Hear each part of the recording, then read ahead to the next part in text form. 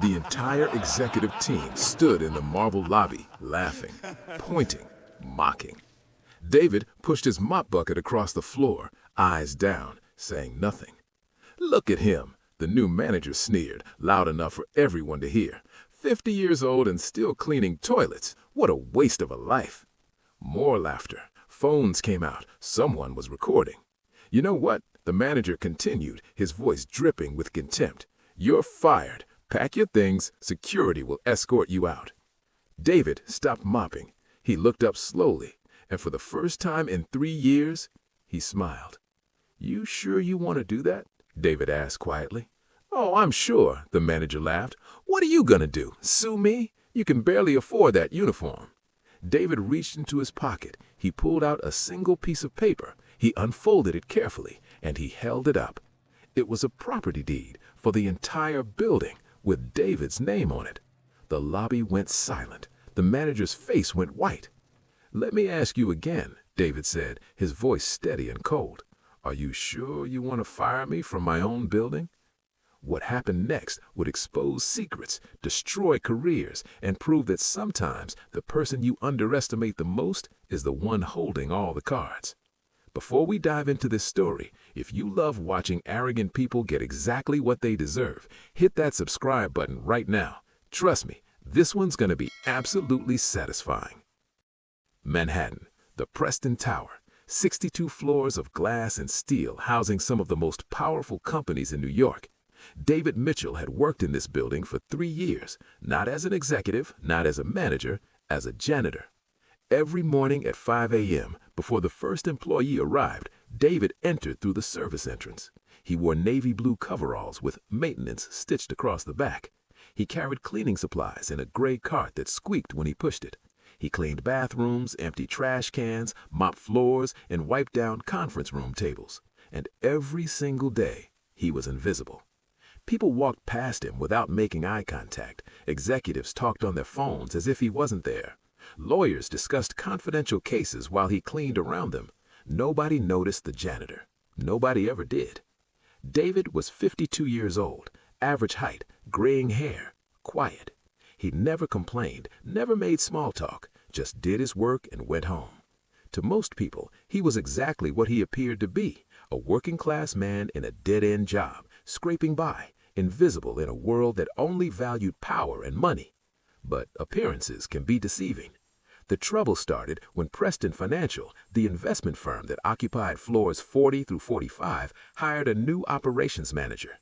His name was Marcus Webb. Marcus was 34, Harvard MBA, and convinced he was God's gift to corporate America. He wore $1,000 suits, drove a Porsche he couldn't actually afford, and treated anyone below his pay grade like dirt.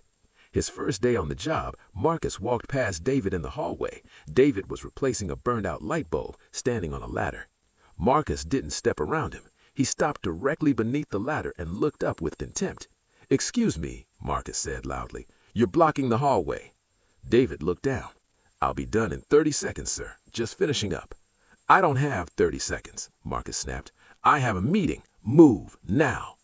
David climbed down slowly, his knees aching. He pushed his ladder to the side. Marcus brushed past him without another word, already on his phone. "Yeah, I'm serious. The service staff here is unbelievable. I literally had to tell some janitor to get out of my way." David watched him go, expression unchanged. He climbed back up the ladder and finished his work. Over the next few weeks, Marcus made David's life progressively more difficult. He'd walk through freshly mopped floors in his muddy shoes, then complain the floors were dirty. He'd throw trash on the ground right in front of David, then point at it. "You missed a spot." He'd schedule last-minute meetings in conference rooms David had just cleaned, then demand he clean them afterward. And he did it all with a smile, a cruel, satisfied smile that said, "I can do whatever I want to you, and you can do nothing about it." The other employees noticed. Some looked uncomfortable, but nobody said anything. Nobody wanted to cross Marcus. He was ruthless, ambitious, and somehow got into the good graces of the CEO, a man named Richard Chen. One afternoon, David was cleaning the executive break room when he heard a conversation. Marcus was on his phone, pacing near the window. "Listen, the old man doesn't suspect a thing," Marcus said quietly. I've been moving money through the offshore accounts for 3 months. By the time anyone notices, I'll have transferred out, grabbed my bonus, and disappeared." David's hands stopped moving. He watched slowly, listening. "The auditors won't catch it," Marcus continued. "I buried it in legitimate expense reports, construction costs, consulting fees, all fake vendors I control. We're talking about $2.3 million so far." David's jaw tightened. Yeah, I know it's risky," Marcus laughed. "But honestly, these corporate idiots are so focused on their quarterly earnings, they're not watching the small stuff. And honestly, even if someone notices, they'll probably blame the janitor or some low-level accounting clerk." Marcus ended the call and walked out, leaving his empty coffee cup on the table for David to clean up. David stood there for a long moment, staring at nothing. He'd heard everything, every word. And now he had a decision to make. The next morning, David arrived at work at his usual time, but instead of going to the janitor's closet, he took the elevator straight to the 60th floor, the executive suite. The receptionist looked up in surprise. Can I help you?"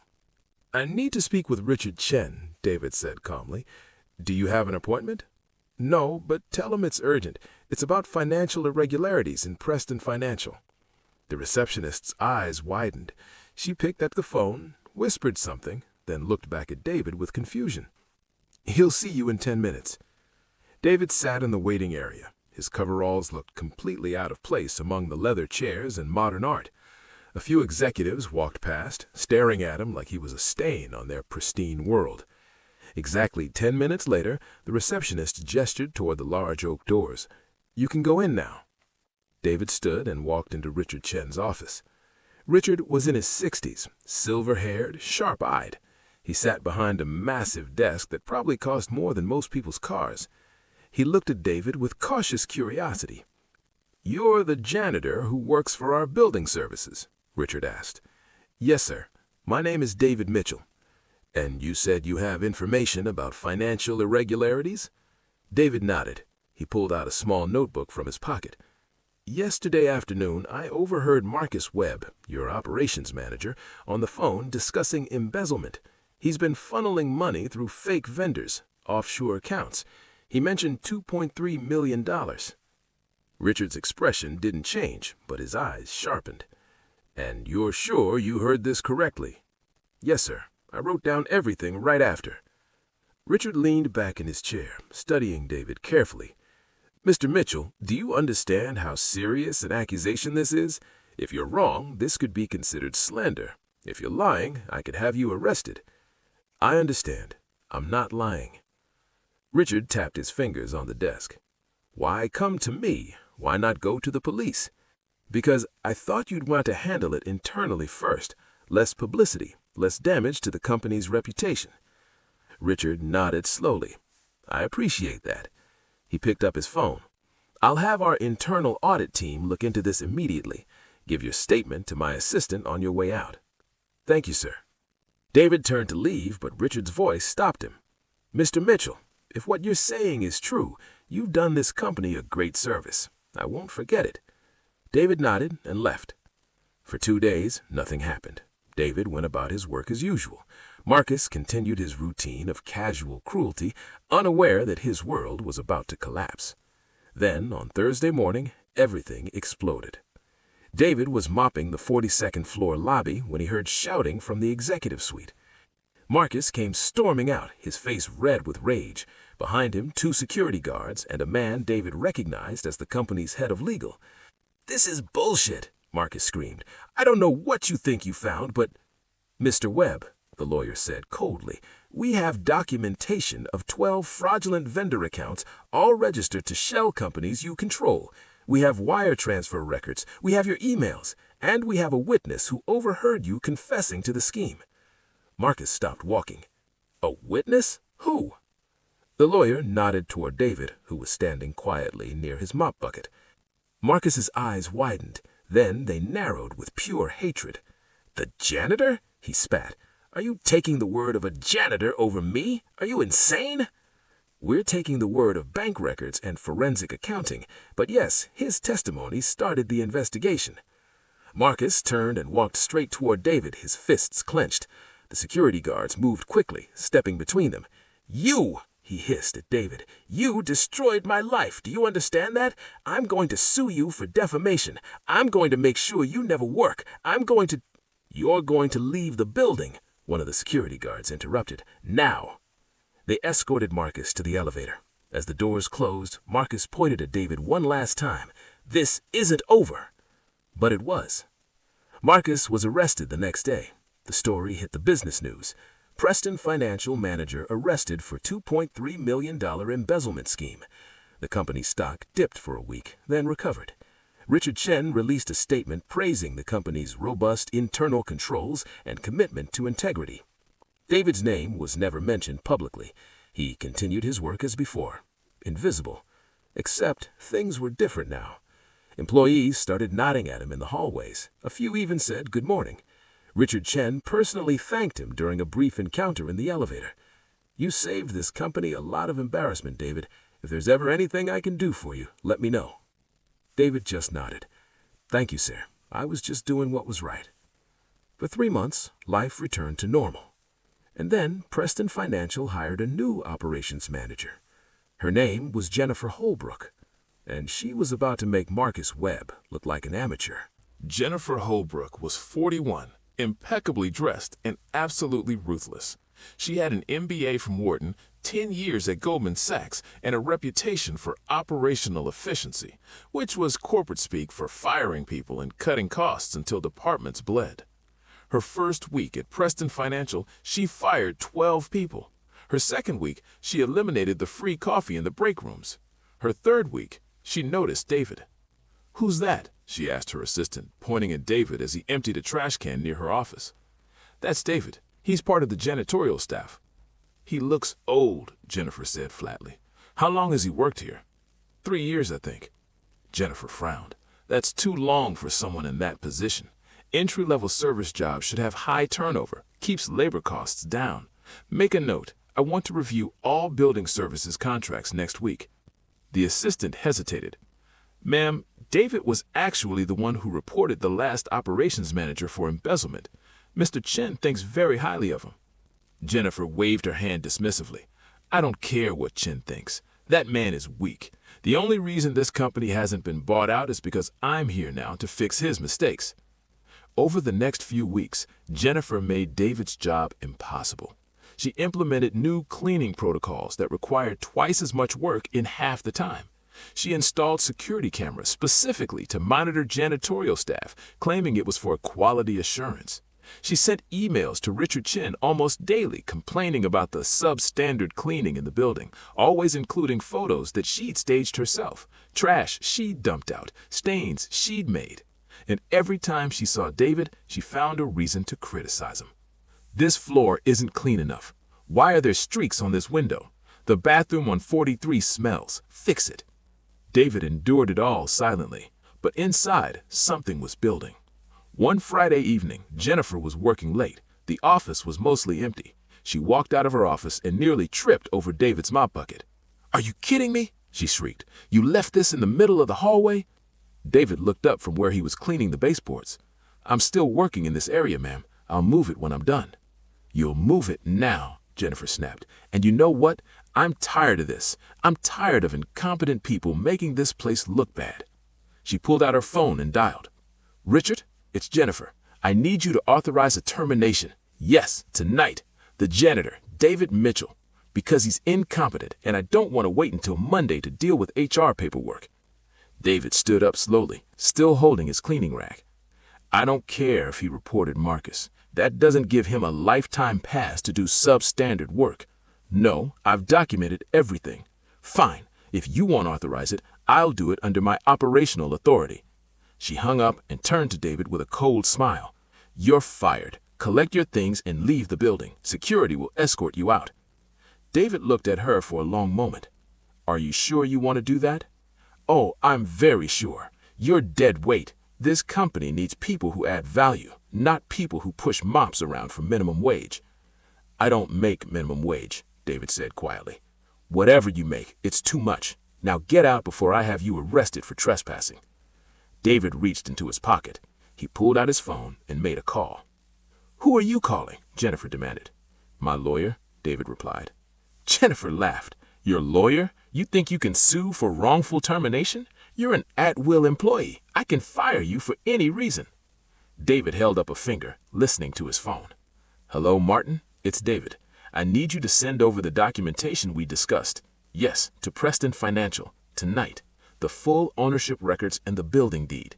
Because someone just tried to fire me from my own property." Jennifer's laugh died. "What?"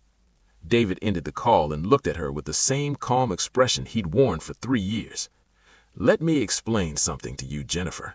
My full name is David Mitchell. I own Mitchell Properties Group. I own 17 commercial buildings in Manhattan, including this one." Jennifer's face went white.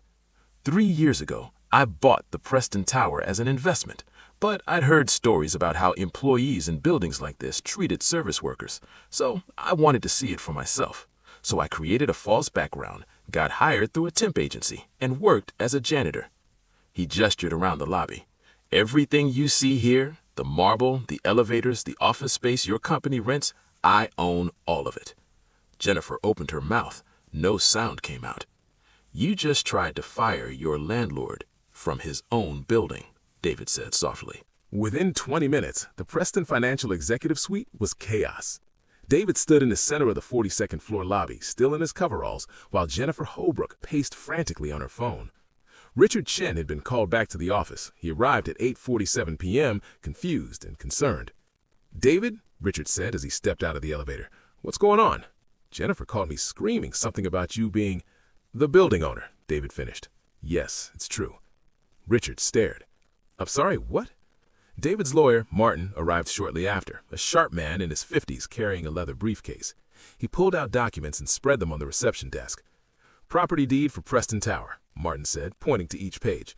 "Purchased 3 years ago by Mitchell Properties Group. Sole owner, David Mitchell. Corporate tax records, building permits, all in order, all legitimate." Richard picked up the documents with shaking hands. He read them carefully. His face went from confusion to shock to something close to awe.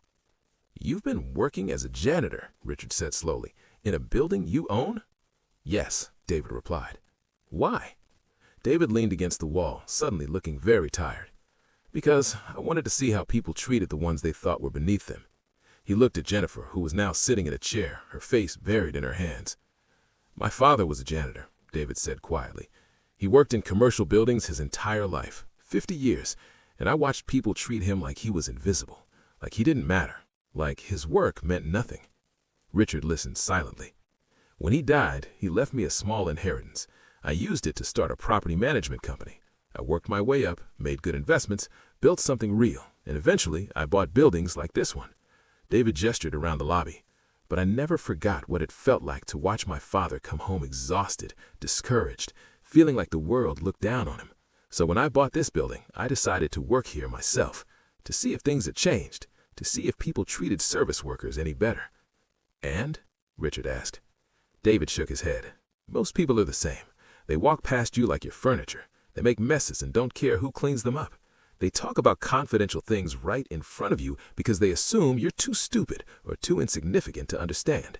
He looked directly at Jennifer.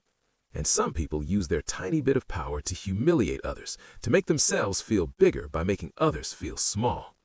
Jennifer finally looked up, her eyes red. "I didn't know." "No, you didn't, and that's the point. You would have treated me exactly the same way even if you had known, because people like you measure someone's worth by their job title, their salary, their position. You don't see human beings, you see hierarchy." "Mr. Mitchell, I owe you an apology. If I had known—" "You treated me fine, Richard. When you told me about Marcus, you listened, you investigated, you took me seriously even though I was just a janitor. That says something." Richard nodded slowly. "What happens now?" David looked at Martin, who pulled out another document. "This is a lease termination notice. Preston Financial's lease is up for renewal in 3 months. Under the current terms, Mr. Mitchell has the right to decline renewal for any reason or no reason at all." Jennifer's head snapped up. "You're evicting us?" "I'm considering it," David said. "You can't." Jennifer stood up quickly. "This company has been here for 12 years. We have 5 floors. Do you know how much revenue we generate? Do you know how much it would cost to relocate?" About $4.7 million, David replied calmly. I calculated it. Richard's face was grave. David, I understand you're angry, but punishing the entire company for Jennifer's behavior is exactly what companies do to employees every day. One person makes a mistake, entire departments get fired. 1/4 of bad earnings, hundreds of people lose their jobs. Executives like Jennifer cut costs by eliminating dead weight, real people with families and bills and lives. He walked closer to Richard. But you're right, it wouldn't be fair to punish everyone for her actions. Relief crossed Richard's face. So here's what's going to happen. Jennifer is fired. Not as a janitor. I was never really a janitor, but as your operations manager, she's done. That's non-negotiable. Jennifer started to protest, but Martin held up a hand. I wouldn't, Miss Holbrook. Mr. Mitchell is being generous. If he wanted, he could sue you for harassment and constructive eviction. I'd advise you to take the termination and leave quietly. Jennifer grabbed her bag and stormed toward the elevator, tears streaming down her face. Wait, David said. She stopped, not turning around. I want you to understand something. You didn't lose your job because you were mean to a janitor. You lost it because you have no respect for human dignity. You measure people by their utility to you, and the moment they stop being useful, you discard them. He paused. My father cleaned toilets for 50 years, but he raised 3 kids, paid for their college, and taught them that every job has dignity if you do it honestly. He was worth 10 of you, and you'll never understand that. Jennifer walked into the elevator without responding. The doors closed. Richard stood there, processing everything. David, I need to ask, was any of this legal? Working here under false pretenses? Completely legal, Martin confirmed. David was hired through a legitimate temp agency under his real name. He did real work for real pay. There's no fraud, no deception in the legal sense. Unusual, yes. Illegal, no. Richard picked up the documents with shaking hands. He read them carefully. His face went from confusion to shock to something close to awe. And the lease, Richard asked. Will be renewed, David said, under one condition. Name it. I want to implement a new program in this building and in all my properties. It's called the Service Worker Dignity Initiative. David pulled out his own folder, one he'd been carrying in his locker for months. Every building I own will have mandatory training for all employees on respect and workplace conduct. Anyone who harasses, demeans, or mistreats service workers will face immediate consequences up to and including termination. And service workers will have a direct hotline to report abuse, not to their supervisors, but to an independent third party I'll fund. Richard's eyes widened. That's actually remarkable. Preston Financial will be the pilot program, David continued. You agree to implement it fully, you get to stay. You refuse, I'll lease your floors to someone else. Richard didn't hesitate. We agree, absolutely. David extended his hand. Richard shook it. Then we have a deal. 3 months later, the Service Worker Dignity Initiative was in full effect. Every employee at Preston Financial had gone through an 8-hour training program. The building's service workers, janitors, security guards, mailroom staff, all wore badges with a direct hotline number printed on them. In the first month, there were 7 harassment complaints. All were investigated. 4 people were fired.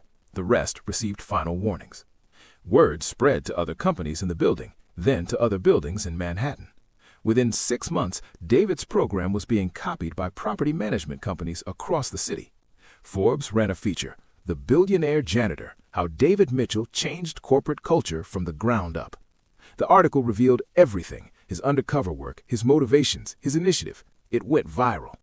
David gave one interview, just one, to a small podcast that focused on workers' rights. I didn't do this for publicity, he said. I did it because my father deserved better, because thousands of people who do honest work every day deserve to be treated with basic human respect. The podcast host asked, would you do it again? Go undercover like that? David smiled. I'm already planning it. Next building, different job. Maybe security guard, maybe mailroom clerk, because as long as people think their position makes them better than others, someone needs to remind them it doesn't. Back at Preston Tower, things were different. The new operations manager, a woman named Patricia, who'd worked her way up from an administrative assistant, implemented radical changes. Longer breaks for service staff, better pay, recognition programs. Richard Chin personally thanked every janitor, every security guard, every maintenance worker by name at the company's quarterly meeting. This company was built on the belief that everyone matters, Richard said. We forgot that for a while. We won't forget again. David attended that meeting, not in coveralls this time, in a suit, sitting in the back.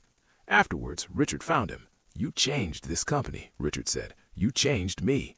"That was the idea," David replied. "I have a question," Richard said. "Why didn't you just tell me from the beginning? Why the whole elaborate setup?" David looked out the window at the Manhattan skyline. "Because people don't change based on what you tell them. They changed based on what they experience. If I'd walked in here as David Mitchell, billionaire property owner, and told you to treat janitors better, you would have nodded and done nothing. But because you saw how Jennifer treated me, how easy it was for someone to abuse power, you understood." Richard nodded slowly. "You're right. Besides," David added with a slight smile, "I needed to know if you were worth keeping as a tenant." Richard laughed. "And? I passed. Barely, but you passed." They shook hands. "Thank you, David, for the lesson, for the wake-up call, for everything." David nodded and walked toward the elevator. As he left Preston Tower for the last time as a janitor, he passed a young woman pushing a cleaning cart. She looked exhausted, invisible. David stopped. "Excuse me?" She looked up, surprised anyone was talking to her. "What's your name?" David asked. "Maria," she said quietly. "Maria, I just want you to know your work matters. You matter. Don't let anyone tell you different." Maria smiled, confused but grateful. "Thank you, sir." David walked out into the New York evening. Tomorrow, he'd go back to being a billionaire, back to board meetings and property deals and the life he'd built. But tonight, he was just David, the son of a janitor, the man who proved that dignity isn't determined by your job title. It's determined by how you treat people who can't do anything for you. And that was a lesson worth teaching. 1 year later, David Mitchell stood in front of the New York City Council. "I'm proposing a citywide initiative," he said into the microphone, "the Service Worker Protection Act. It would create legal protections for all service workers, janitors, security guards, food service, maintenance, against workplace harassment and abuse." The council chamber was packed. Workers, union leaders, business owners. "This isn't about politics," he said. "It's about basic human decency. It's about remembering that the person who cleans your office, who guards your building, who serves your food, they're not invisible. They're human beings with dignity, families, dreams." He paused, looking around the room. "My father taught me that every job is honorable if you do it with integrity. The world tried to teach him that his job made him less than others. He never believed it, and neither do I." The room erupted in applause. The bill passed 6 months later. David never worked as a janitor again, but he never forgot the lessons he learned while pushing that mop bucket through the halls of Preston Tower. Sometimes the most powerful thing you can do is become invisible, because only then do you see how people truly are. And once you see the truth, you can't unsee it. David Mitchell changed corporate culture in America, not with a speech, not with a policy, but by getting on his knees and scrubbing floors alongside the people the world forgot. And that was changing everything. Never judge someone by their job title. The janitor might own the building. The waitress might be studying for her PhD. The security guard might be a veteran who saved lives. You never know someone's story. You only know how you treat them. And that says everything about you, not them. If this story made you think differently about the people you see every day, hit that like button and share it. And drop a comment telling me about a service worker who made a difference in your life. Subscribe for more stories that'll change how you see the world. Remember, respect costs nothing, but disrespect, that can cost you everything.